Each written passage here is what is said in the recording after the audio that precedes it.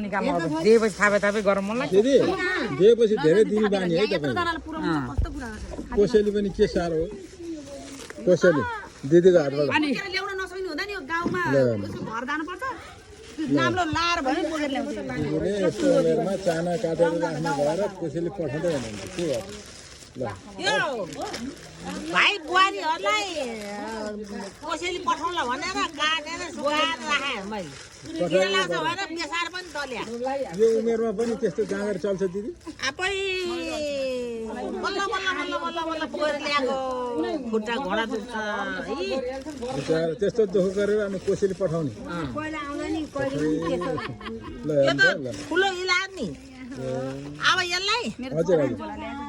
तिल चाहिँ रुवालाला खानु हुँदैन पिनास हुन्छ टाउको दुख्छ है हजुर सिलाम चाहिँ रुवालाले नि खानुहुन्छ ज्वरो आएर नि खानुहुन्छ सिलाम चाहिँ यो र सिलाम भएपछि गोलेबाट चाहिँ आमा उल्कै मजा अतार हुन्छ त्यहाँ चाहिँ ढेँडो हुनुपर्छ दिदी कोदोको ढेँडो हुनुपर्छ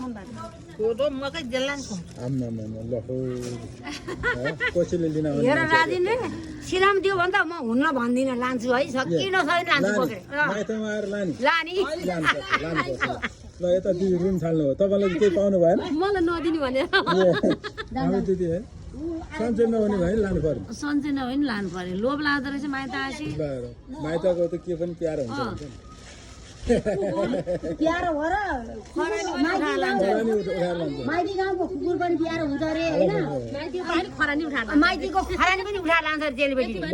लाउन नि भोगेन ल भन त केमा हालेर पठाउने त्यस्तै सबै दिएछ भन्ला उनी सुकाइकन राखेको